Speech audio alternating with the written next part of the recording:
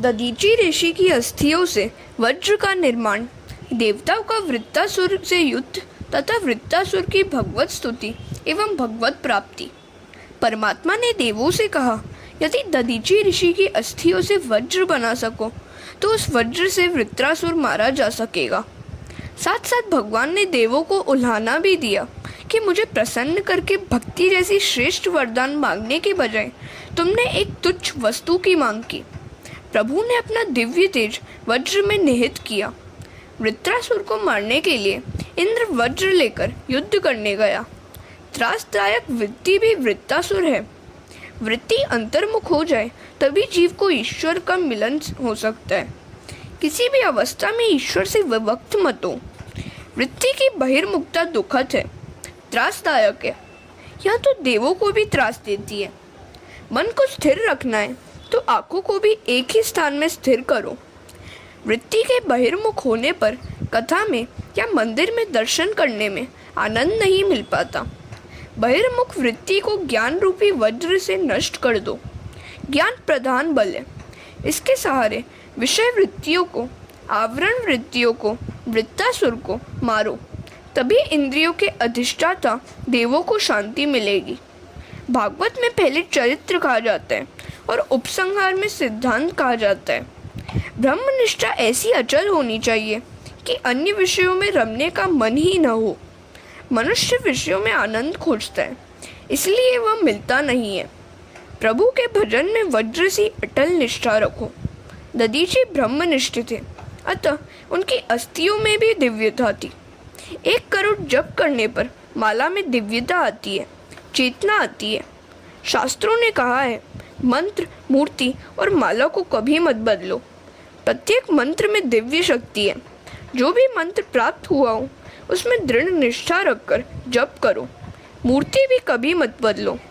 जिस स्वरूप में रुचि हो उसमें पूर्णतः निष्ठा रखो, उसी में से प्रभु प्रगटेंगे। वज्र धारण करके इंद्र वृत्तासुर से युद्ध करने गया। दोनों में भयंकर युद्ध हुआ। वृत्रासुर पुष्टि भक्ति अर्थात अनुग्रह है। इंद्र के हाथ में वज्र है जिसमें नारायण है, किंतु इंद्र को नहीं दिखाई देते।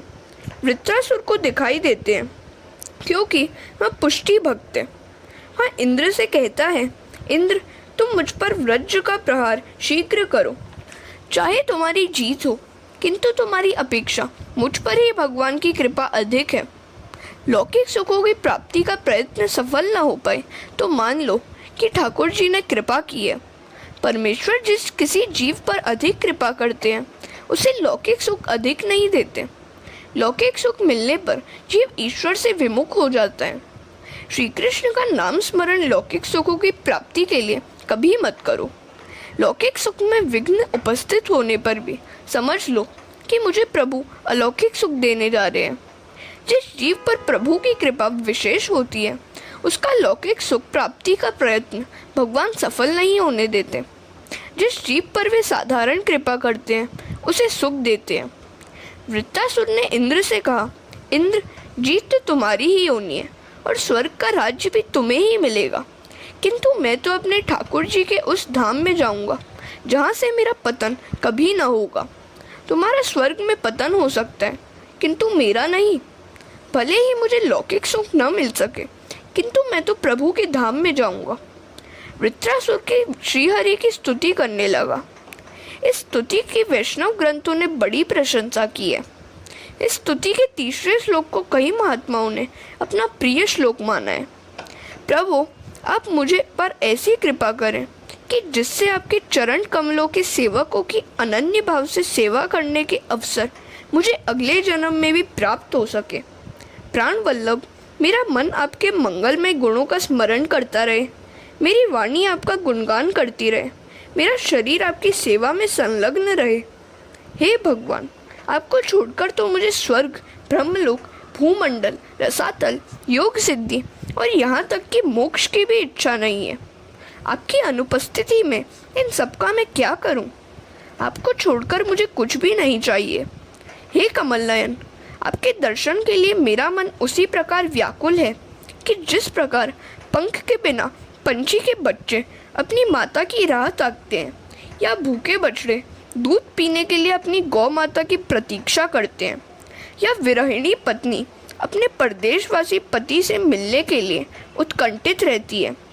प्रभु मिलन की आतुरता कितनी उत्कट होनी चाहिए, यह इन दृष्टांतों के द्वारा बताया गया है। प्रभु, मुझे भक्ति की इच्छा नहीं है। अपने कर्मों के फलस्वरूप मुझे जन्म मृत्यु के चक्र में बार बार फंसना पड़े तो उसकी भी मुझे परवाह नहीं है, किंतु मैं जहाँ जाऊँ, जिस किसी भी योनि में जन्मूँ, वहाँ मुझे भगवान के प्रिय भक्तजनों की मैत्री मिलती रहे।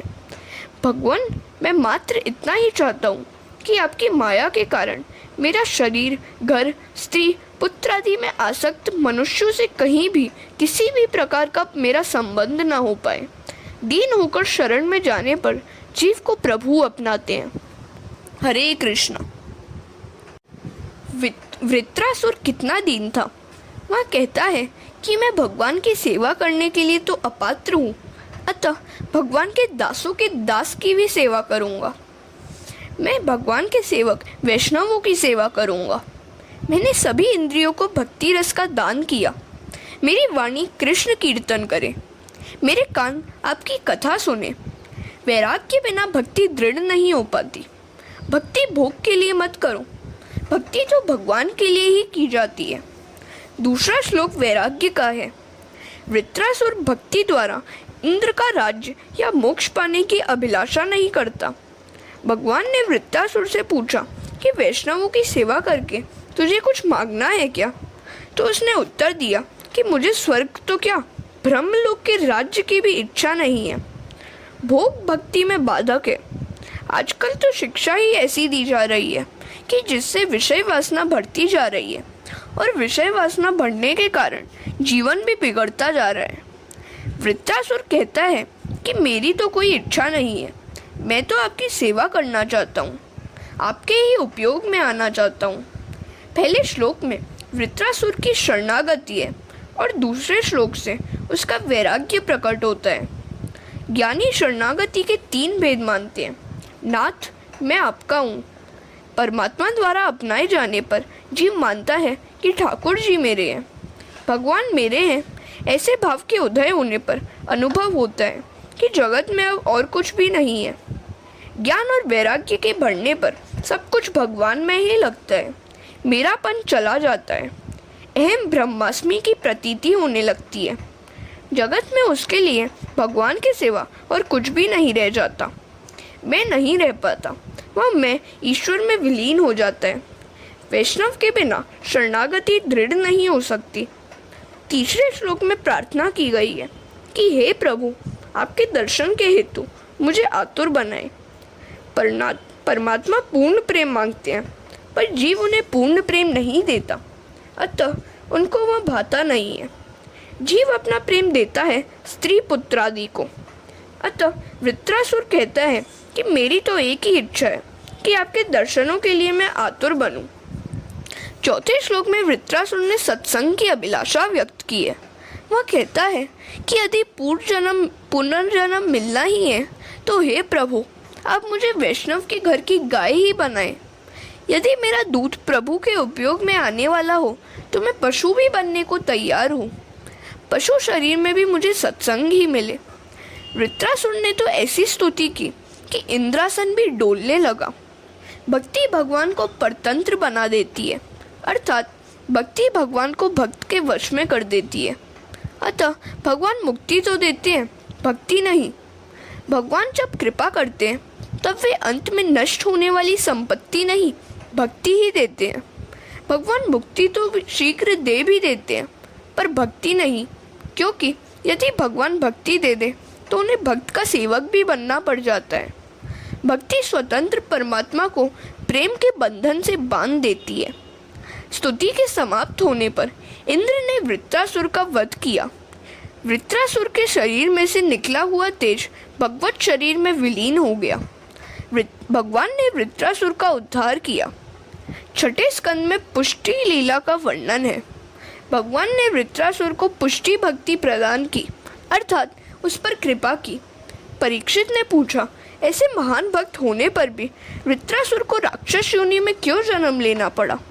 उसे ऐसी तीव्र हरि भक्ति कैसे प्राप्त हुई?